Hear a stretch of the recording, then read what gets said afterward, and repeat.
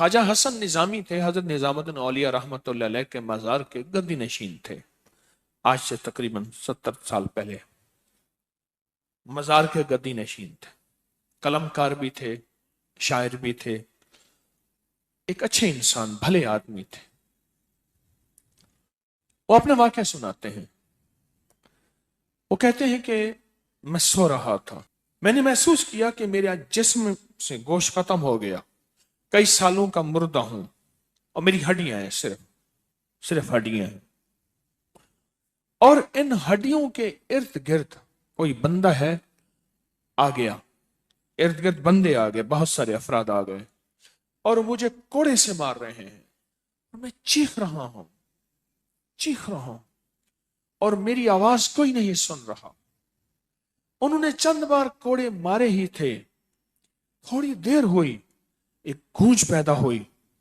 اور اس گونج کے اندر ایک لہریں تھیں جو آ کے ان کو لگی اور ان کے ہاتھ سے کوڑے گر گئے، پھر لگی وہ خود گر گئے، پھر لگی وہ مٹی ہو گئے، پھر لگی وہ گونج آ رہی ہے، قریب آ رہی ہے، قریب آ رہی ہے، قریب آ رہی ہے، اور ان کی مٹی اڑ گئی، اور وہ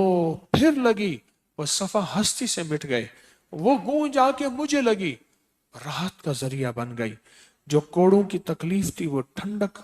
اور آ کے وہ میرے اوپر چھاؤں بن گئی، اور میں اس میں دب گیا، میں اس میں چھپ گیا۔ میں نے پوچھا کہ کیا تھا؟ کہا تیرے حاسد تھے، تیرے دشمن تھے، جادوگر تھے، ظالم تھے، تکلیف دینے والے، تجھے مٹا دینے والے، تیرے ساتھ انتقام لینے والے، تیری خوشیوں کو ختم کرنے والے، تجھے غم کے زہر کا پیالہ پلانے والے، تیری راحت کو چھیننے والے، تیری زندگی کو تلخ بنانے والے، تیری خوشیوں پہ خوش نہ ہونے والے، یہ سارے کے سارے وہ ظالم تھے۔ اور کہا یہ کیا تھا؟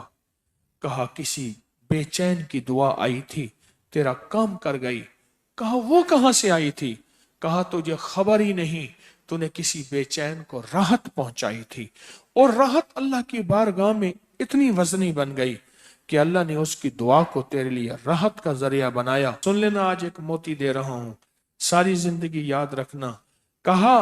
جو مرشد کی اور والدین کی سختیوں اور تلخیوں کے باوجود بھی دل سے تابعداری کرتا رہا اور خدمت کرتا رہا، مرشد کی اور والدین کی سختیوں اور تلخیوں کے باوجود تابعداری کرتا رہا اور خدمت دل سے کرتا رہا، اور میں اللہ جل شانہ اسے بغیر مشقت کی ولایت دیں گے۔